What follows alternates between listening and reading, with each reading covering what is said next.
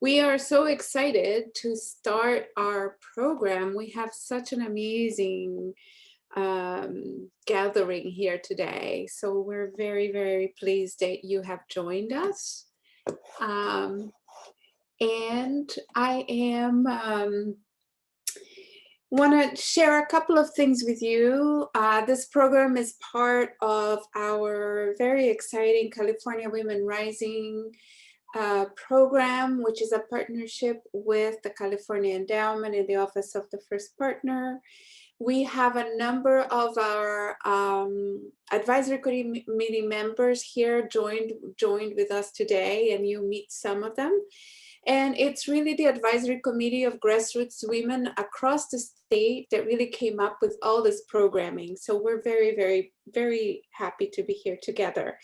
I also want to take this time to talk to you a little bit about one of the projects that we have at the Women's Foundation of California, which really is one of our goals, is to really support economic security of our communities of women, of cis women, trans women, gender nonconforming and gender queer folks across the state.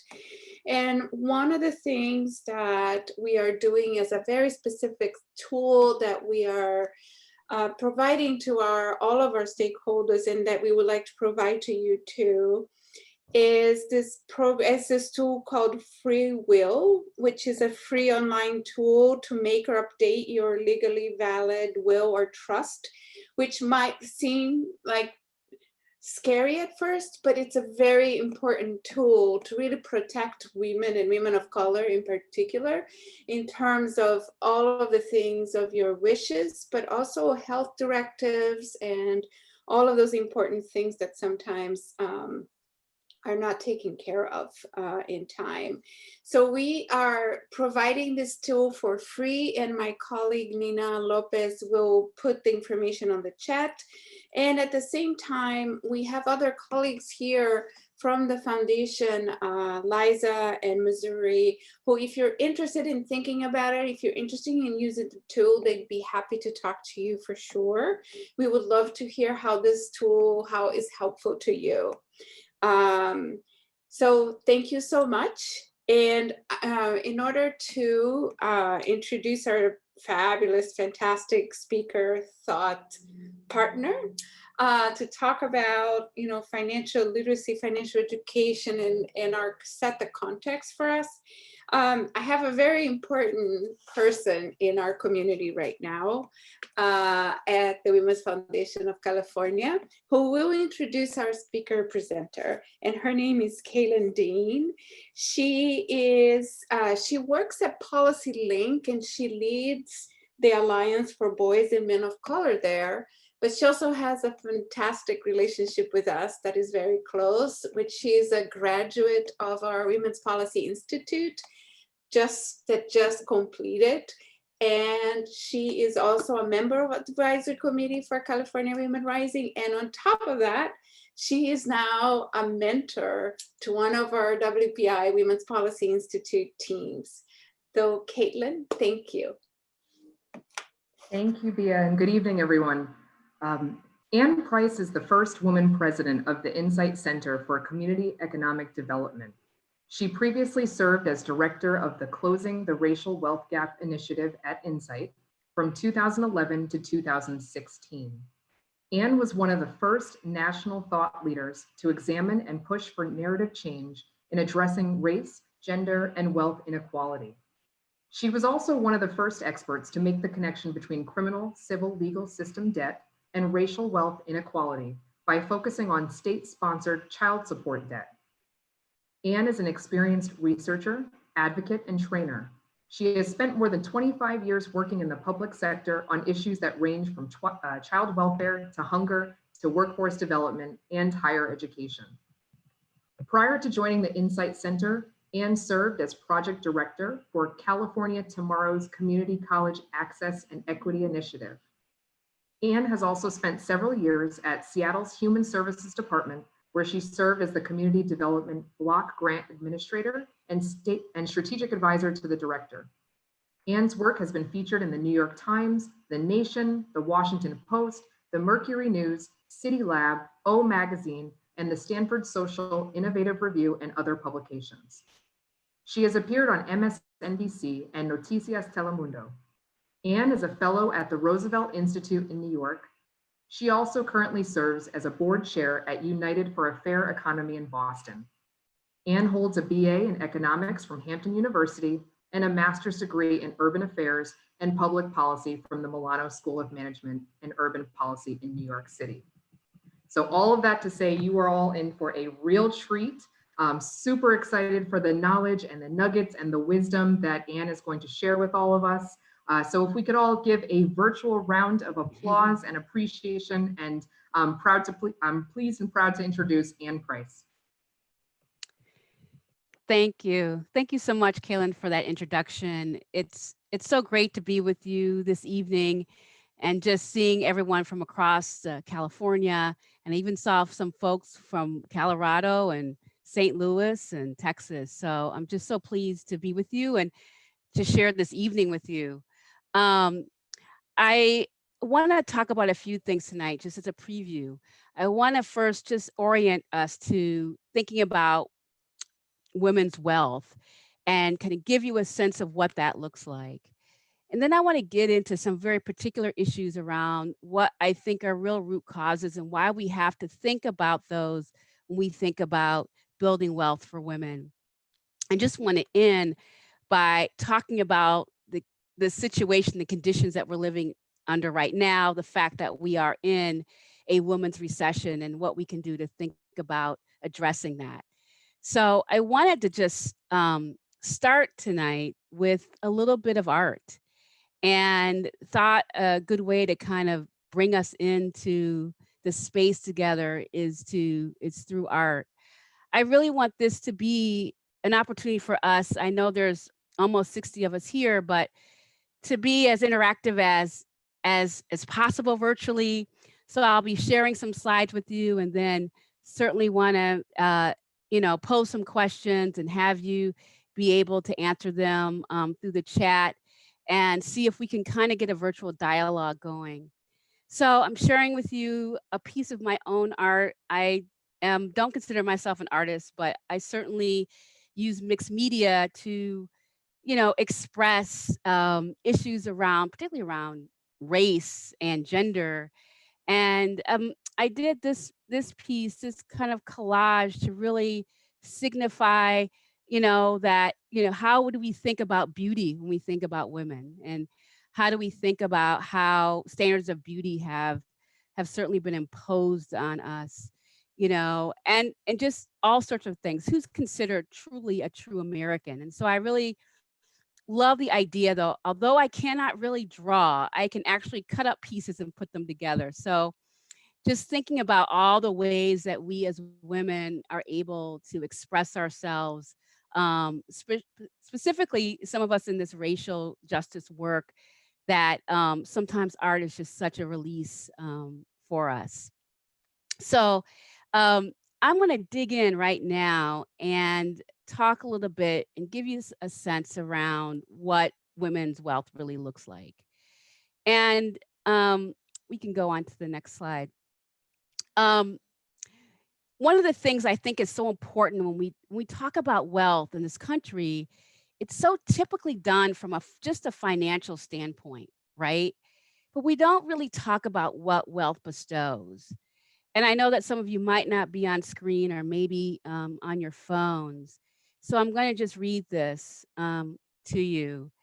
When wealth is accumulated, it allows us to live and retire with greater dignity, freedom, and peace of mind, and for our communities to be prosperous, resilient, and vibrant.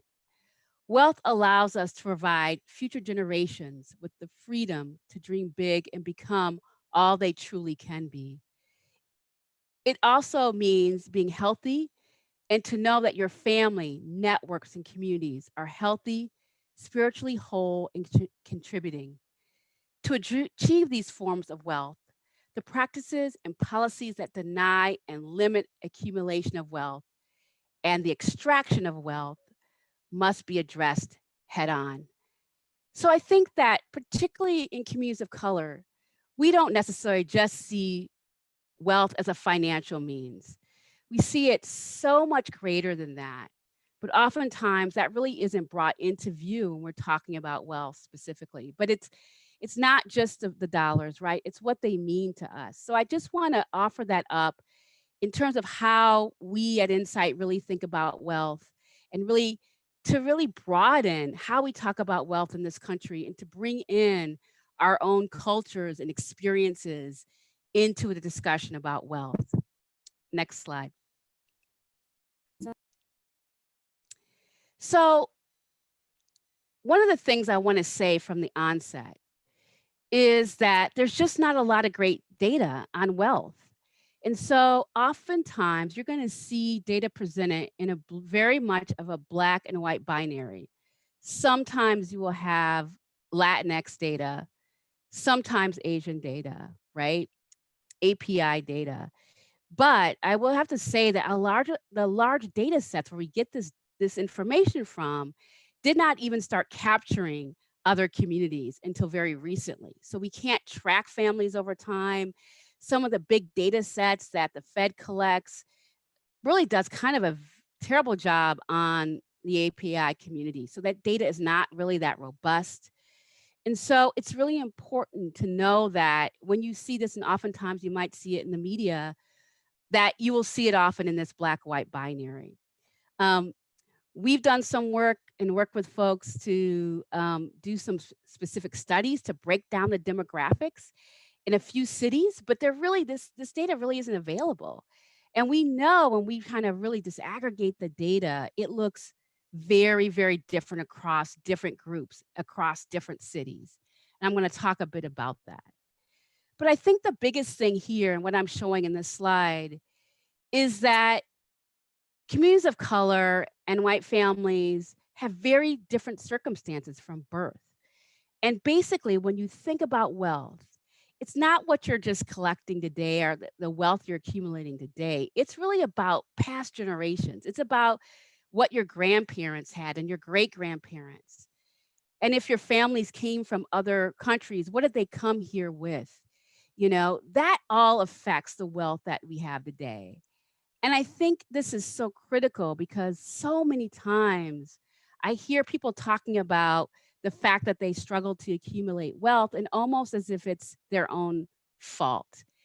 And if anything you take away from this tonight, it's that we've got to shift away from that. We cannot continue to have dialogues that really put this onus on individuals.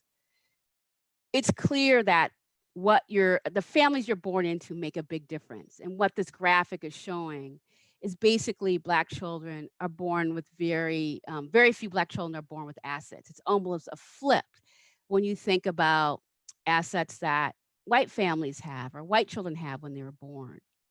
And it's important too to have more than one asset, because that's what really gives you that buffer. So in this case, we see that white families typically have, 21% of them have 3 assets or more, where Black families, that percentage is 2%. It's a stark difference. And that stark reality is really what defines wealth, and really gives us a picture of the history of this country. So next slide. So I wanted to just talk about this idea around education, right? Because it's always been told, and it's a story that I know I was told, that education will be that great equalizer, that it is kind of like our road and journey to a promised land. And we know that, like, increasingly that's not actually true. That education just doesn't pay off in the same way for white families as it does for communities of color. And it's not to say that, of course, I don't believe in higher education. Of course I do. But I think it's important to know that since we've really expanded the opportunity to go to college through student loans, it's fundamentally shifted people's wealth position.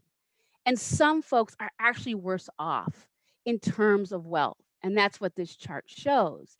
It basically shows that Black women under 40 who have a college degree virtually have no wealth. And even for white single women, who have a college education. It's not like they have that much more wealth, but the idea that you could actually go to college and be almost 40 or be 40 and not have wealth is not really living up to our American values. It's not what we thought would happen when people were doing all the right things, doing the things that we've been told to do to actually achieve financial stability and security. And so we've got to really think about, how, looking at some factors of wealth, flip the script on our our our kind of our notions of what's going to actually increase wealth. And education is one of them. And we know that women are holding disproportionate debt when it comes to college education, Black women holding the largest debt, followed by Latinx women. Next slide. So I want to dig into millennials a little bit for a few reasons. It's not that we shouldn't be looking at other generations. Every generation has a story. But we did a report looking at millennial women, and it's clear that millennial women have less wealth than men. And these differences by race are very stark, right? Typically what you're going to see is, this chart happening all over the place. It's going to always be that Blacks will show the lowest wealth levels, followed by Latinx folks, and then white folks. And one of the things I think is a bit troubling, even in looking at this breakdown, is when you really disaggregate even Latinx populations, that wealth really differs based on where you live and where you come from. So for example, when we looked at the wealth holdings of Latinx folks in LA, breaking that down just a bit, Mexican Americans had about the same wealth levels as Black folks, which is about $3,500. But when you looked at other groups of Latinx folks, their wealth holdings were about $20,000 or so higher. And that really does, when you kind of combine folks from, other parts of Central America or South America, that's going to look very different. But one thing that we have seen consistently is that pretty much Black and Latinx folks almost are in step with one another, very closely aligned. Particularly Afro-Latinx folks are very closely aligned with US descendant of slave Black folks. So there's a big difference when we think about millennial men and women.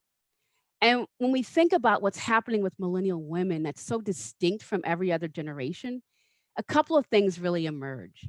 One is student debt levels that just don't parallel other generations. That this generation is the generation that's taking on student debt, $1.5 trillion of debt, 900 billion owed by women. The second is family structure, that actually millennial women, are choosing to have children on their own without necessarily being married. And so the way that millennial women think about families is different. The way they cohabitate is different. And then the last thing I'll say is that this is a generation that came out of mass incarceration. And so it's a generation that has 10 times more likely to have to be incarcerated than previous generations. So there's a lot of differences here that can tell us about the future of our nation. Next slide. So one of the things that we always hear is that if you just partner up, your wealth will increase dramatically, right? And so one of the things that we did look at is having a partner, right? If you're partnered in any kind of partnership, and you see really big differences for between Black, Latinx, and white households.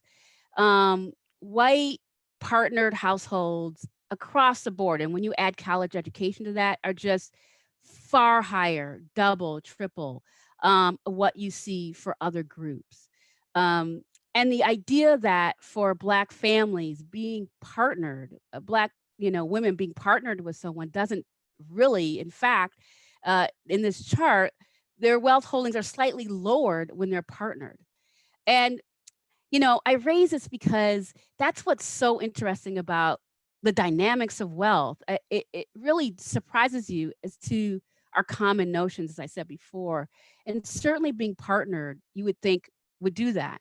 And there's a lot of reasons why, um, you're seeing these gaps between the groups, right? In terms of, what kind of occupations they have and how they're able to build wealth through those mechanisms, and really systemic racism. And that's really what you see in wealth. Wealth is just a reflection of a history of racist policies. Next slide. So, in my work, I'm always pushing for us to like pull back the curtain on wealth, right? Because, there's a truth here that none of us really learned in school. And it's a truth about our history and our economy that often doesn't get told. And in order for us to really think about building wealth amongst women, we've got to really expose these hidden truths, right? And really understand how wealth is accumulated in the first place. So I want to dig down into that a little bit. Um, I want to dig in a little bit more about what's happening with women. But I want to stop. I've been talking for a few minutes, and I'm trying not to just spend all of our time together talking. But one of the things I wanted to pose to you all is this the data I presented that left out an entire community. You didn't see any data amongst the API community. It's interesting because while I'm always pushing for more data for wealth, a lot of times people say we have enough data, we have enough research, and that's just far from the truth. And I really want to pose this question to you and the work that you all do on so many issues.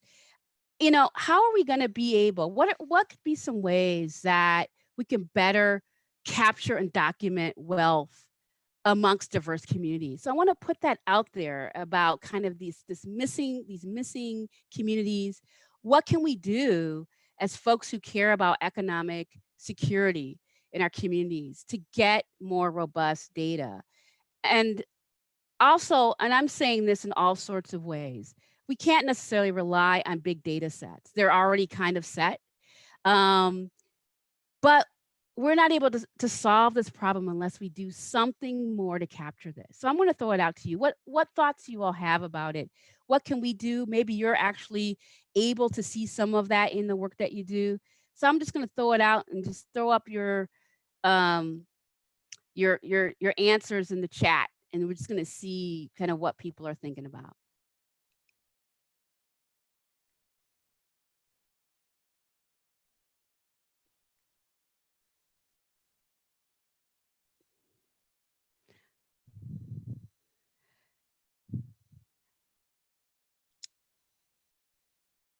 I'll wait for you to type, but I hope I didn't stump you here with that question.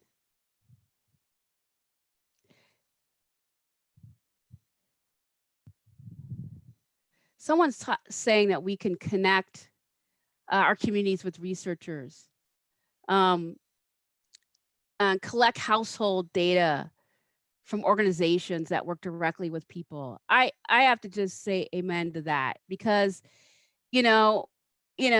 working with clients and working with communities every day, we get a firsthand sense and glimpse of their economic situation. What if we actually collected that data ourselves? We need more resources to actually do that and give people the ability to do that. Yeah, what about people's ability to self-identify? We don't actually collect anything around trans or queer folks at all. Of course, that's not surprising given what I told you. So what if people are self-identified among, in various forms? I think that would be amazing. Collect stories, work directly to get this data firsthand. These are all great. And I think it's so important. I just wanted to just put that in our minds because it's something that we're trying to solve for that we don't even really know. We don't even really know the dynamics, because sometimes this data will really surprise you. When we looked at wealth data for the API community in Los Angeles, we saw huge differences where the median wealth for Japanese households was 595,000 and for Korean households 30, and everything in between. So when groups are lumped, that doesn't allow us to tell our stories. It doesn't allow us to say, you know, this is where my family came from. This is what they came with. It just obscures our ability to really let people be seen. So these are all great. Thank you for that. I'm going to dig back in. Oh, yeah, just another comment or question. I was surprised that when you said that having a partner, it doesn't really necessarily translate to wealth, and then how the millennials are changing the composition of like partnership, right? And having kids without the partner. If you could explore a little bit more about that, it would be great. But it's like, I'm like, yay. yeah. Don't need to follow the patriarchy and traditional marriage, yay. But would be great if we could explore that. Sure. You know, I will say this. First of all, you know, the focus on women when we think about wealth is so critical for a few reasons. One is women are becoming the sole or co-breadwinner of their families. 2 out of 5 households, the woman is the sole or a co-breadwinner. And when we look at Black families, it's much higher. It's 68%. For Latinx folks, it's 41%. So right then and there, that's important. And if we're seeing a generation that's not going to be, you know, and I even say married, right? Because there's certain economic benefits to marriage versus cohabitating, then we know that there's going to be some issues around women's wealth. So why is it that in some households you can partner and have less wealth than if someone's on their own? I think part of that really is, you know, thinking about who, you know, who's in the labor market and what their labor market realities are, right? So, you know, if you think about partners who may be facing greater discrimination, may be locked into lower wage jobs where there's no benefits, no, you know, retirement savings, I think that plays a big role. I think it's about too how people come together. And it's really amazing because when you look at really college educated white folks, you're really not all the time, but oftentimes are talking about 2 people coming together that already are bringing wealth with them, right? In a lot of communities of color, you've got 2 people coming together who are not bringing any wealth with them, right? And so, you know, you're really talking about folks that are just trying to build something together, but don't have anything to bring, you know, in terms of wealth or bringing into that relationship.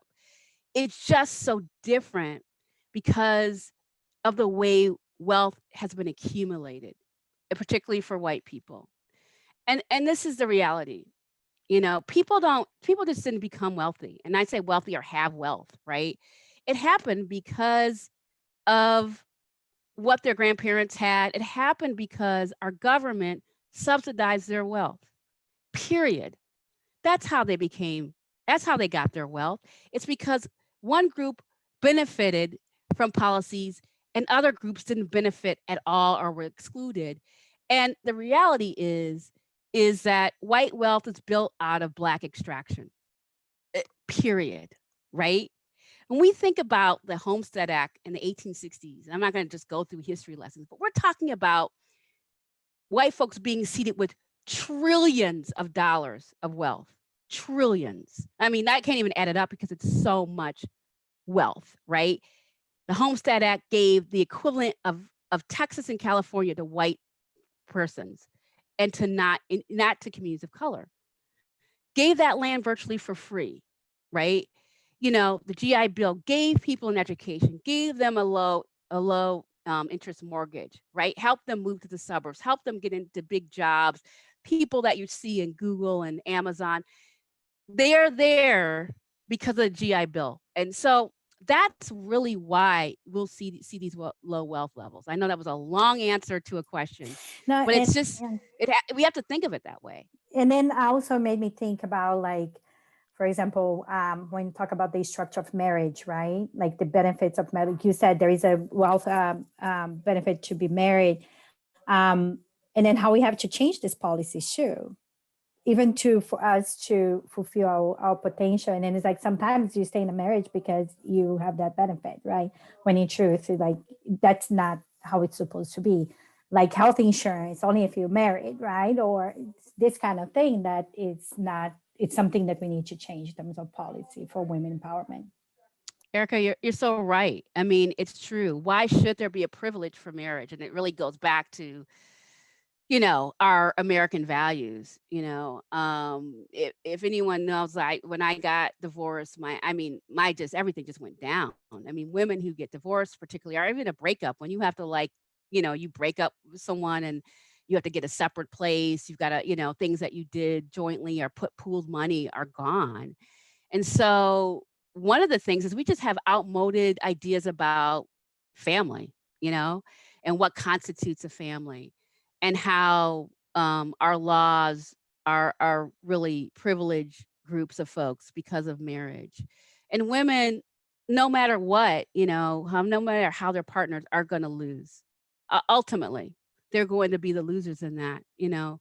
And so you're right. You're right, Erica. It's something we've got to really, we've got to really change the way we think about family structure in this country, because it's completely outmoded.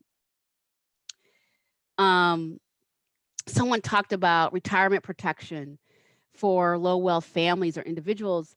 Yeah, I mean, that's like when you think about a generation that's not going to really have access to retirement, that's going to have very, very limited access. And I think about even, some of us in this nonprofit industrial complex, that I've had off and on kind of, sometimes my employer had, retirement opportunities, sometimes not. It's a crisis for real. You think it's like you need $1 million to retire, which sounds like, I just look at that and say, I don't even know what's possible, $1 million. What's going to happen when we think about aging, and we know that there's stark differences, and some of that also is predicated on marriage. People who are retired or can get benefits from their spouse. So thank you for that. Yes, it takes a village for real. All right, I'm going to dig back into this slide that we were on, just talking about women and just kind of getting to some of that more that you brought up, Erica, like, why we have to look at this intersection, right? Unsecured debt, which is really like credit card debt, medical debt, student debt, right? And so we already talked about student debt, that women hold this. Women are holding this. And when we think about people with the highest student debt levels, it's actually Black women who are the first generation college goers. They have the highest debt level, right?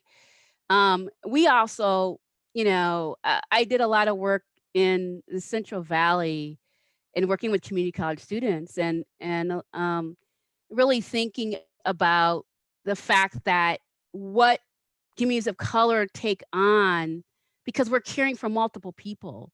So, I've talked to students who say, yeah, I have a Pell Grant, but part of that is like to help my parents pay rent, right? I mean, the debt that we take on is just so different. I'll talk a little bit about why our debt looks so different.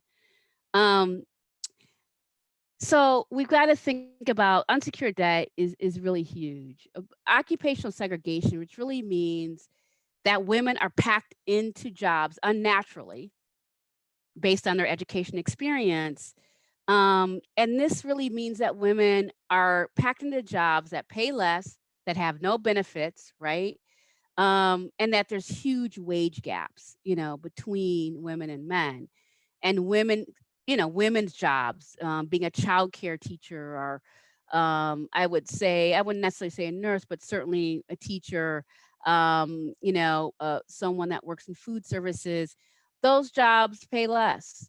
And it affects, women's ability to build wealth, to save, to buy a home. And certainly bankruptcy. I bring up bankruptcy because it's something we don't often talk about, but even the new bankruptcy laws are really going to hurt women. And the idea really was to force, to stop the increasing rates of bankruptcy, and that's what Congress did. And it's going to really make it more expensive, more difficult to file for bankruptcy. But the other thing is that particularly Black women, they're steered into the worst bankruptcy, right? Chapter 13 versus Chapter 7 bankruptcy. Um, Research has found that, in Black neighborhoods and that Black women are steered into these types of bankruptcy arrangements. So part of this is to say, like, women of color are often, objects of predation, period, right? And so many multiple forms. And it's quite by design. And so when we think about women being like the breadwinners, when we think about the changing, demographics of millennials, largest group of color this nation has ever seen, when we like put that all together, it's going to really change fundamentally our ability, our wealth outcomes. So it's really, really huge. I want to say this about debt because I think it's really important because, oftentimes we're just talking about wealth and the flip side is debt. And, what's important to understand historically and even currently. Yes, someone just brought up the idea that women are in caregiving professions. Absolutely. That packing of like home health aides, which is one of the fastest growing jobs everywhere in the nation, that often pays under $10 an hour. That's women of color work, period, right? So that's a big deal. But the idea about debt is also flips the script on wealth. Because I just said that white wealth has been built out of extraction of Black debt and Black wealth through many means, right? When we think about really kind of racial capitalism, it's all about being able to build wealth and even use debt as an ability to build an asset, which sounds counterintuitive, right? But that depends on who you are. And we often don't think, this is really a great thing that a researcher said, that because that's considered shameful, white people often don't consider their access to credit as a privilege. And Black people often don't see their indebtedness as an injustice, right? Because that has allowed white families to actually build wealth, which is not the same for Black families and communities of color, right? That debt is like, predatory debt. It's unjust debt, right? Great point, Sandra, in the chat about debt was designed to leverage assets, right? But it's crushing. And I am all about, in my work, the plunder. The plunder, I call it the plunder because there's so many mechanisms that are actually there to extract. And we have to understand that. And that's why, like, when I hear people say, gosh, what is wrong with me? Why can't I do this?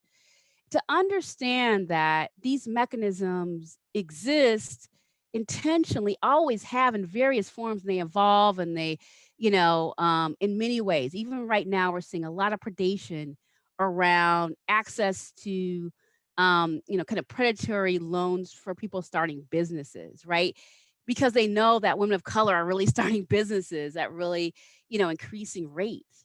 So this idea that white wealth was built off of this, is important for us to keep in mind. We have to know that, like, mortgages were, they were enacted to subsidize slavery. That's why they exist, right? That we know that home mortgage deductions is a government subsidized way in which white people can build wealth. That a 30-year mortgage was designed for white people to build wealth and then shut out so many communities of color. So I just want to emphasize that point because I think we don't think about debt enough and we don't think about predation enough. So next slide.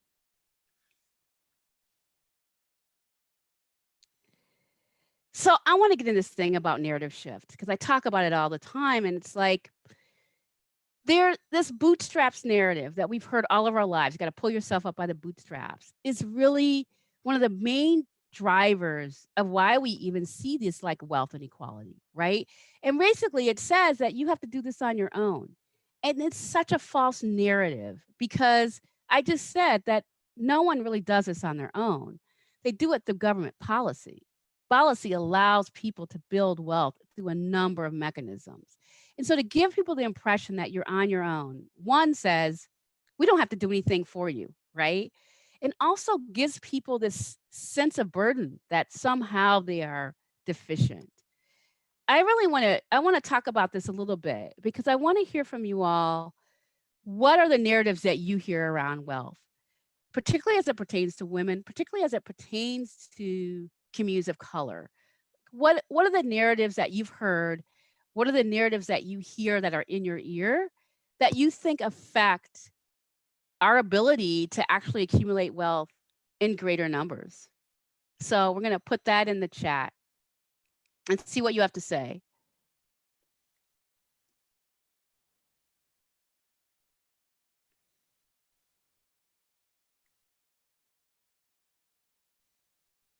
Yeah, someone's talking about women being in certain occupations and being pushed into certain occupations, right?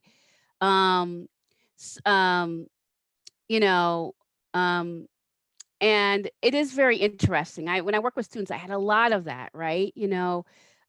Pushing into, and I'm not saying, well, nursing is a really highly paid position, but certainly, pushing women away from, STEM and into other occupations are just actually kind of dictating kind of the course that women should make. Even saying what occupations you should be in is really a way that women have been, kind of thought about in terms of what they should do with their lives.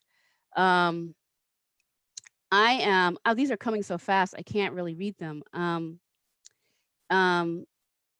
oh yeah, someone talked about Black people wear our wealth, immigrants are a drain on society.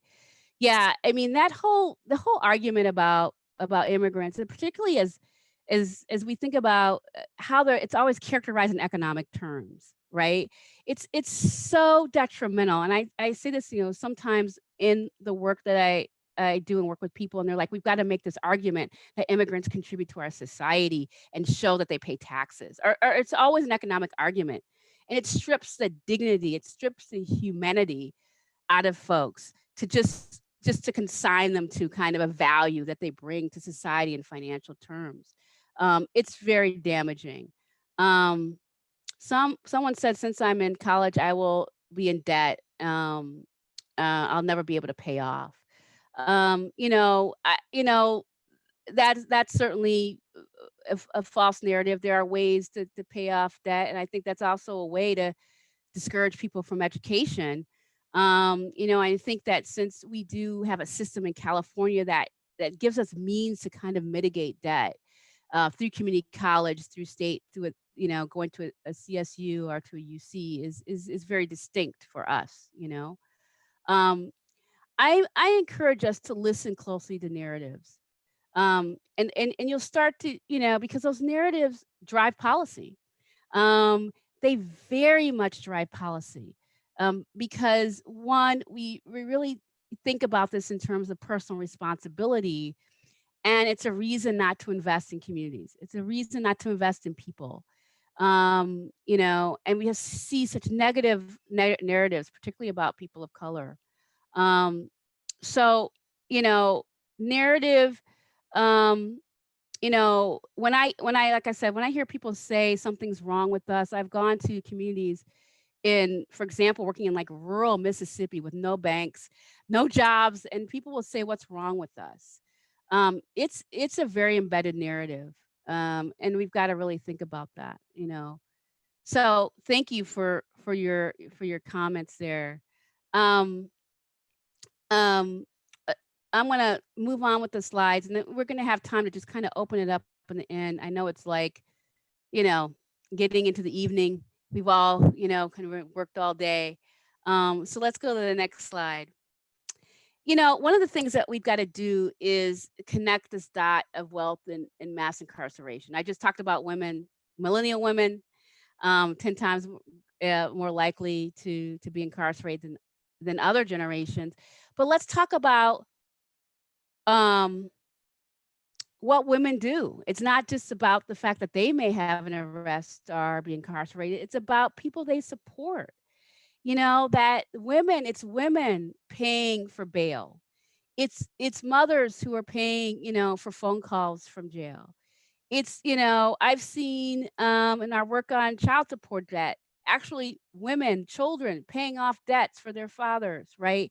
And so we can't think about addressing wealth in particularly for Black and brown people without thinking about mass incarceration, especially in this state. Um, you know, just recently, a coalition of amazing organizations worked to relieve uh, 23 fees that are on top of fines, you know, in terms of criminal debt in the state of California, right? First, it was done in San Francisco, and then it was done in Alameda, and then down in LA, and then the governor just signed this. This is $16 billion of criminal debt from 23 of the 99 fees that are imposed on families. And I just want to bring that up because we don't think about who's helping to pay those fees. We don't think about who's affected by those, right? We were talking to someone that lives in the Mission in San Francisco who said, because of this, now I have $800 more a month for my family. It's significant. And so when we think about economic security, we're always talking about how we are going to put money in people's pockets, but we don't think about how we can relieve them if we stop this level of debt. It's an unjust debt. It's a debt that basically counties use to fill their budgets that, you know, from the last recession. They used it through over policing, stopping Black and brown people, a lot of it. And then some of these folks accumulating these fines and fees are just governments imposing these things on top of of already fines. It's significant. So I want to say in this, if we're going to tackle this issue, we've got to look beyond the typical things that we usually focus on, right? Homeownership, business entrepreneurship, which are important, but there are other things that affect particularly Black and brown communities disproportionately that we're just completely ignoring. So next slide.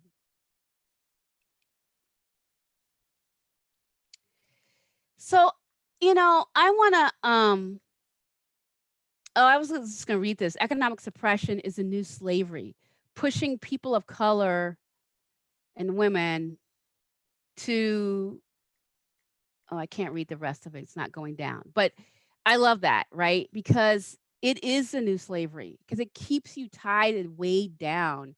And, you know, this is the issue of all of our generations, is to think about economic suppression. So I'm going to shift a little bit and just talk about the moment that we're in this pandemic, and then bring you all in and be able to um, engage with you on this a bit more because it's so significant, right? I'm showing the slide about Black women are 3 times as likely as men are women overall to say that their biggest workplace stress during the pandemic has been grieving the loss of a loved one. And I want to bring up the fact that we are in a women's recession, right? And all the things that it's brought during a pandemic and the fact that you know, people have lost loved ones and have to get up and go to work and feed their families. And we know who's disproportionately been affected by the pandemic, both in terms of work and the jobs that they're in. We just talked about that. We at Insight we put out a fact sheet on the proportion of you know, folks in certain occupations by race, and we have it thoroughly broken down by race, capturing certain groups of folks. So we think about like manicurists, and we think about you know, service workers in restaurants, people work at nail salons, people that are home health aides, All of those jobs are so overwhelmingly held by people of color. I encourage you to check out that fact sheet. But we don't talk about these other issues that are important. That you know that if you don't have paid leave, if you don't have sick leave, you can't even grieve for a lost one. Um, you know, there, you can't necessarily even take off even for organizations that give you that for certain folks. It has to be your parent or it has to be your sibling. And so this idea about a woman's recession, I think is top of order for us as a nation, as a state. Um, I want to let's move to the next slide. So last month, we heard, and I'm sure you followed this in the news, that 865,000 women were pushed out of the labor market. 300,000 of them were Latinx, right? I mean, and I use the language pushed out. You'll see language in media that will say women left the labor market. And this is when I say about narrative change and why it's so important, right? There's a big difference between left and pushed out and forced out, right? People didn't just leave, right? They had to make a choice about their health and safety. They had to make a choice about the care of their children. And because we haven't tended to issues around childcare, because we haven't attended to the work that women do, people have had to make some pretty hard decisions. And so, you know, as we think about a recovery, this stat alone is a reason for us to be concerned and all other kinds of things. Like, where's our childcare industry going to be when this is all over, right? What is going to happen for women who are pushed out?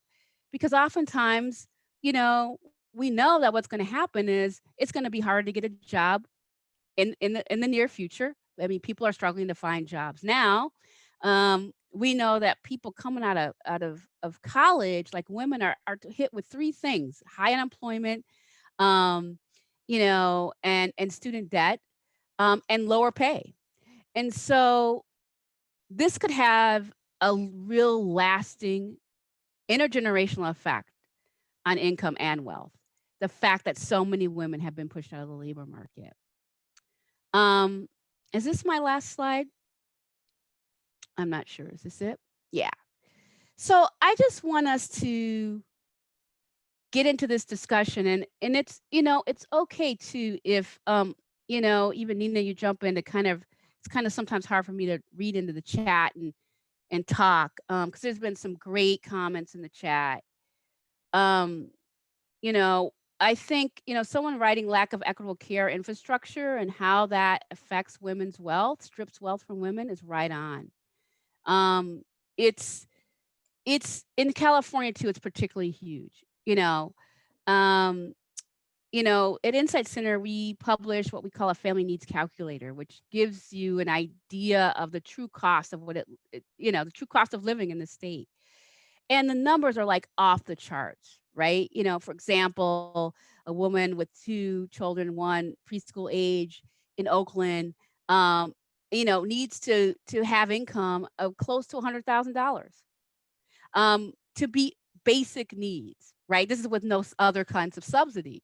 I mean, that's like insane, right? And it's so hard to almost, like, we know it's true because we live here, but it's almost so hard to think about in terms of people's ability to make it. And so childcare costs, costing people up to $24,000 a year, um, it limits women from being able to build wealth. There is absolutely no doubt about it. Think about what you could do if that was purely subsidized with $24,000 of additional income. And so I want to just throw it out to the group, and I have no idea how we are on time. Maybe someone can come in. I never keep track of these things. Um, I love that Erica stepped in before so we could hear someone's voice, but want to hear from you. What should be considered? What should a woman's recovery look like? And I'm sure that some of you are working on this in your work. Someone said we have 20 minutes. Great. And we can just like leave the rest up for discussion right now and for people to kind of um, to just kind of bring their voice into the conversation. I feel like I'm just looking at myself. But what should we be thinking about? Because I'm sure that this is a top priority for us. If we don't look at women's recovery, we're looking at a failure of our nation. We're looking at a failure of our state. So, we'll do our best to just like unmute yourself. We can take down the slide and just open it up for a conversation. And if someone had a point too that they wanted to make that they weren't able, feel free to bring yourself into the conversation. What are your considerations? What are you all thinking about when you think about this recovery?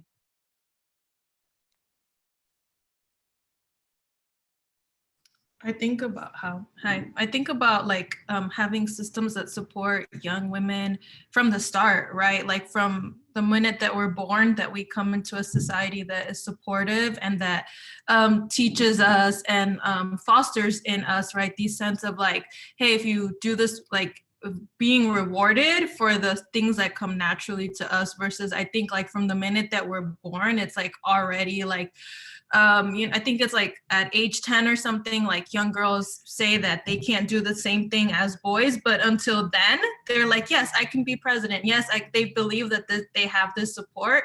And so what happens after that? So I think about a system that just nurtures and fosters everything that women have to offer our whole entire lives, that it's like we shouldn't be having these conversations like as millennials, in our late 20s and early 30s, but that we've already come to the table knowing our worth and that we can advocate for that. Because I feel like that's another thing. Like when I got my first job, I didn't know how to negotiate a wage.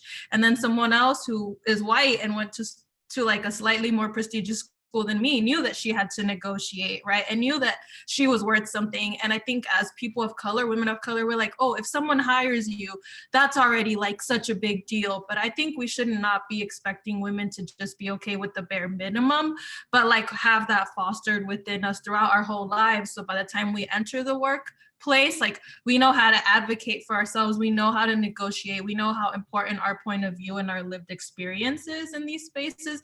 But I feel like we just come into it like, oh, I just want someone to validate me, and if a white man hires me, then that's dope and I don't need to do more than that. So I feel like just this fostering sense of like how much we're truly worth and how precious we are from the onset, right? And that's like a whole structure change in every way possible, but that's what I'm seeing. Thank you. Thank you, Paulina. That was so on point. I mean, you just said it right there. I mean, Yeah. just how we come into the world. Some things already kind of predetermined and limiting, what we can do and what we can't do. But that salary negotiation is huge. And I can say in my lifetime, I was just like, I better be glad that I've got this job. And it hurts you over time. Even research shows if you can negotiate, women can get like 13% more in their salaries. And I think even too, just as like people of color, sometimes we like been, have pressures to be like, just be glad you got that job, and really not really like using our power that we have, So I love that idea, like nurturing, which is like, we don't even think about that in that term. So thank you for that. That was just fantastic. And this is Sandra. That brings me to the conversation we had last week with the Financial Women's Association, right?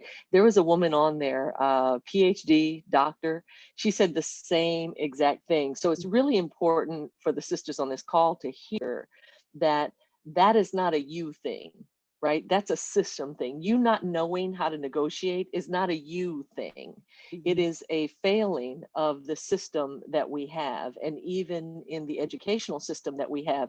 And that's why, I'm really so glad to see Ann doing this, particularly before this election. I mean, I'm sure everybody on this call is all about the vote, but I also think it's important that we're looking at our local stuff that's going on and not just the what's going on in DC. We have to deal with what's happening right here in our state, in our local neighborhoods, on our school boards, all of those things, because that's where the decisions are made that affect us the most. When we talk about the marriage penalty as far as taxes and those kinds of things, all of that's absolutely real. And so the more we can, and so my position on this stuff is that the more we know And the more we're clear about our own value, notice I don't say worth, our value, my net worth, my self-worth on every given day might have to do with how I feel about my hair. So I'm not talking about that. I'm talking about knowing my value. I know what I bring. So when I'm negotiating from the place of what is having me on your team going to do for you? And so when I'm clear about that and I know what that is, I can advocate for myself. And if I can advocate for myself, I can advocate for my family. And if I can advocate for my family, I can advocate for my neighborhood and my community and my city and my state, all the way to national conversation. So I'm just saying that where Ann and I absolutely agree on, well, most things, but in this one, this is a structural issue, and how we deal with our personal power is really going to be the only thing we can do to inspire and fight for this change. Because you know what? Nobody gives away power willingly. Nobody gives away power willingly. So I'm done. Excellent job, Ann. It was lovely. Thank you. Thank you. You're right. We got to demand. We have power that we have to exercise, and I just think, like, whoever talked to me about how to negotiate a salary didn't even think about that, right? Didn't know, just went in blindly. It is systemic, and I love the fact that you just announced this thing about free will, like that too. It's oftentimes we don't even think about wills, and I know for Black families, even middle class Black families, only 15% of Black families have a will. And then you get into this thing, and some of you may have been involved in messy family situations because no one knows what the wishes were of that person, right? And so we've really got to claim this power. And thank you for that, Sandra. That was great. Love to hear from more of you. I have a question. Oh, go ahead. Okay. Oh, really just pushing women, like when you talk about pushing women into certain occupations, like I think it's really big to talk to women about the different jobs that they can do and jobs that don't. Like, for example, my sister, we're now talking to her about trade school and stuff because we know that college might not be for her. And she'll most likely be the type of person that works with her hands. But you don't really hear people talk to women about those types of jobs. And I was the one that put in the chat, like, a man coming up to me, telling me, oh, you need to be a nurse. No problem with that because my mom's a nurse, but that's not what I want to do. And he spent like 20 minutes trying to talk me out of what I was going to school for.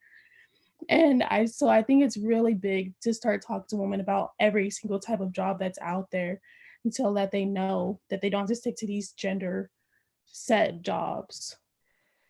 Yeah, I agree with you, Janelle. I mean, women in trades, I mean, that actually are, high paying jobs. Often some of them, are unionized, that doesn't require a 4-year degree, and it has a level of stability like a welder. I mean, these are really great jobs.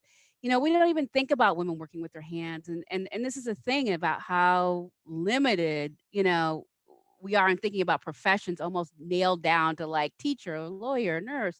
It's absurd in this time and age to think about that, and to let this idea, let women be who they're meant to be. And that's also very structural, right? To do that. And I know throughout my whole life, like growing up, I couldn't play the drums in school. They said girls don't play drums. They wouldn't allow me to take up drums. In all sorts of ways, things are limiting us from realizing our who we are as people. So I agree with you that, there's a great jobs that don't necessarily require a college degree. Someone else I think was going to make a comment. I had a question. Well, I just wanted to thank you for your presentation, first of all. But in thinking about a women's recession and how do we recover from this specifically in this moment in time, and really thinking about women of color in caregiving professions, either early education or over 65 or disabled children or adults, I just like, how can we change the narrative or the conversation on a policy level, either at the state or national level around infrastructure? I feel like when there's a recession, people always talk about, well, let's invest in infrastructure and that will give people jobs, right? And to the extent that this country has subsidized oil and gas industries, right, like large farm economies. So how do we take that same concept and shift the conversation so we start thinking about investing in supporting childcare, right, for children who are preschool age or after school, or supporting adult care, right, for individuals who can no longer care for themselves. And seeing that as an investment, sort of an infrastructure investment, right? Because then you're taking that burden off of women who are in the workforce and can't afford, reasonable childcare. And then again, I think that would shift that personal narrative from what the system we have now, which says, well, we'll subsidize individual women's, waivers, so to speak, at least in Texas, so that they can afford childcare. But then you almost box women in because they can't afford to make, 50 cents more because they lose their childcare waiver. So how do we change the conversation to investing in the infrastructure of childcare holistically that really impacts women in the workforce?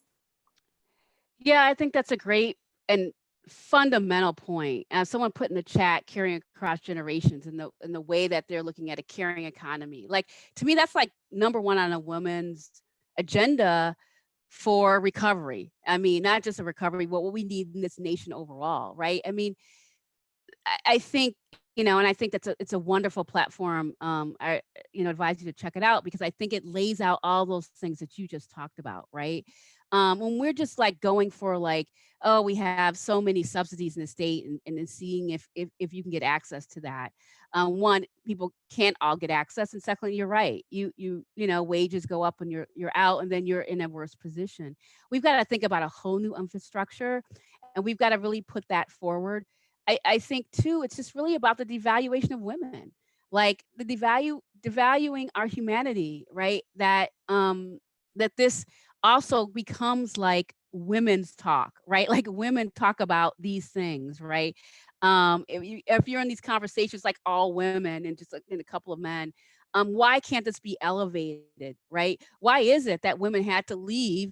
Some of them left their great jobs, their businesses, right? And their partners, male partners, we're still going on with their careers, right? So I agree with you, and I think that platform is one that should garner greater support. It should be the top of our list because all those things are laid out right there. So it has to be, to me, priority number one. It's not just about, we can't afford incrementalism anymore. It's just not going to work. It hasn't worked before. Going back, I always say normal is what got us here. That's what, going back to normal is what got us these inequities. And if we don't think about the changing demographics of elder care and all of that, I mean, we're screwed. Most definitely. Other great thoughts. Thank you all. You're bringing some really great stuff to the table. I think I'll let you. Go ahead. No, go ahead. Please go ahead. For me, like what stood out from what you just said was like what is only women talk, and that happens like in policy a lot as well. Like women bring that to the table, but also within our own communities, how do we break barriers of what we only talk about? I've heard so much how men are so straightforward or blunt about talking about finances, how to bring conversations about money and like debt and things like that to the forefront within their own, groups, just even inner circles. They're just much more upfront with it. And I don't know if that's something that they gain from generations before them, but that's something that women are not taught to do. And so as we get older, we might start having these conversations like under or like very vaguely with other friends, but at what point are we able to be very open with each other about help, breaking down the barrier about what's too taboo, like how to help each other understand financial language and how to better each other financially. And then just be very blunt. Men have conversations about business and money very forwardly, even in first conversations, where women are like taught to be very quiet on those subjects. They're taught and told that that's very taboo. That's not something that you want to bring about. That's tacky or something like that, Yeah, I mean, I do think it starts sometimes with families and communities. And I was just thinking last night that my mom is gravely ill, and my brother has and I broke my leg this year. And my mother is like primary caretaker, a beautiful caretaker. And I realized like my mom there's never gender roles in our family. You take out the trash, you wash the dishes, you mop the floor, you mow the lawn. Um, and it's made such a difference in our ability to even be in the world and even how he supports me. I mean, it's so deeply embedded in culture. It's so deeply embedded in our communities. And it's true. I mean, I work on economic issues and people always go to men first, right? They want men's opinions. And I will say this, maybe sometimes men will just say stuff, even if they don't know what they're talking about, with a level of confidence, where women are more likely, maybe thinking in a different way, and their quietness doesn't mean they don't know. It could be, we're observant. And someone talked about how do we value emotions. It just is, I think the question is how do we make these shifts in society about, you know, how people perceive women and money.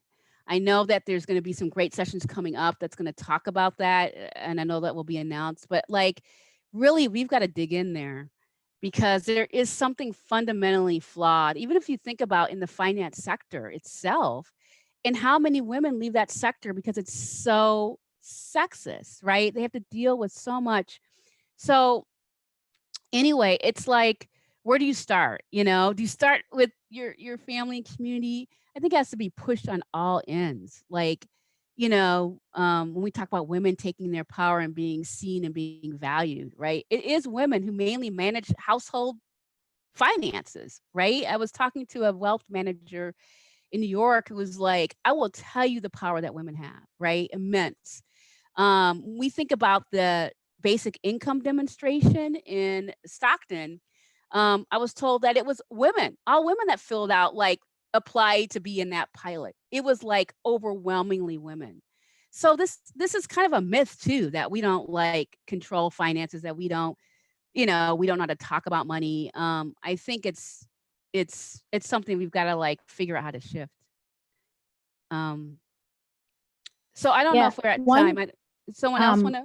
Yeah, go ahead. Is that you, Erica? yeah. So one thing that I have been thinking a lot too is like how in terms of the recovery, the economic recovery, and then the new model, right? The care industry or the care services, and how we have to design communities that support us as women, especially, right? Because as if we support women, we are supporting many others, right? Like if you design a community to support women, you're supporting everybody. And then how, for example, the example of childcare, like you said, and I have a 10-year-old daughter, and for the first 5 years was $20,000 a year about that, right? In childcare. And when New York passed preschool for all, I cried like emotionally, like oh my gosh, if I had 1 year, right, that childcare was free, imagine I would have $20,000 in the bank. And I think that if we design communities where you have childcare centers for free, and then you have recreation for free, right? And then you have a school for free, and in university for free. Actually, it's not free, right? It's like, it's really, we are paying with our tax dollars. The wealth that we would build because of that, right? It would be amazing. And transportation also, right? Like I don't need a car if I have good public transportation. I'm paying for a car, right? And then it's like, that's all wealth going down the drain, right? So we have to think communities as also the way that we design communities to support our wealth building, right? And in order for that to happen, most of likely we need to be in position of power. But we are held back because we have to pay our bills, and we have to take care of our house, and we have to take care. So it's like, it's really a challenge, but it's like, it's generation after generation in conversations like this that sparkle a little bit in someone with a younger generation that will change, that perhaps will be influence public policy, that will be changing for years to come for our daughters and our granddaughters, right? But it's really important for us to think about how the community design supports our individual wealth building, and then consequently community, because we can donate more money if we have a little bit more wealth, right? And all these things. Yeah. So just a reflection. Thank you. You really touch upon a lot of issues, and actually, talking about community wealth is really the key. Community driven. Thinking about the kind of what kind of communities we want to create and how we participate in that, and think about how the provision of public goods like transportation, like education. I don't know if there's anything else. I know that we're probably close to time. I'm going to just turn it over to my folks here to step in, see if there's anything else, any announcements, if we're at time, or anything else that you want to bring in before we have to close. I think I would just like to share and just like highlight just everything that has been said, because I completely agree and resonate with this energy, right? And I think it just kind of comes back to the root of the way that our relation with the land, right? And the relation with just healing and collective care. So I know we're running low on time, but I kind of just wanted to kind of reach to the root, right? Of just our relation with all of our environment as well. Thank you for bringing in land, bringing that in. It's so key. Thank you, Deanna. Via? Go ahead, Bia. Yes, hi everyone. First, I want to say thank you so much for your time, for your energy, for being here together. It's just been a really beautiful, inspiring gathering. And before we close, I do want to give Jay an opportunity to talk about the next 2 sessions that you are also invited to participate, and we would love to see you. Great. Thank you, Bia. Thank you so much, Anne. Can we give her a round of applause? Thank you. Thank you. And thanks to everyone for participating today and bringing your good energy and commitment to change. So I know that this is just the beginning for us to start looking at our agenda that is good for us, our community, and our society. So thank you so much. This is the first kickoff. We wanted Anne to give us a big picture, get us pissed off, so that we'll start fighting for change. And then next 2 sessions, we're going to provide a space for you to really get into learning more about the basics of and the fundamentals of financial literacy. Sandra Davis, who has joined us today, will be teaching. November 10th will be on Your Money and Your Life, the Basics. And December 1st, we'll be planning your financial futures. And Nina, I believe, is going to be sharing the slides on the screen shortly. Also, there is a link. And after this meeting, we'll be sending you an email with the link to the next sessions. It's open to everyone who is interested in joining. And then we'll also be sending out the survey from today's session. We'd love to hear your input, thoughts, so that we could stay connected and that we could continue to have this kind of conversations. So thank you, everyone. Jay, can I say something about these upcoming weeks? Yes, please, Sandra. All right, gang. So it's free will. Yes. So this free will thing, please go to the website. Don't be intimidated by it. I'll walk you through what that means. What we're going to be doing is learning and doing. So come prepared to really take down some notes about what you want your financial life to look like. We're going to start with goal setting. And we're going to make sure that each and every person that's with us is identifying not only what their goals are, but action steps and community support. How do you not only set a goal, but get what you need?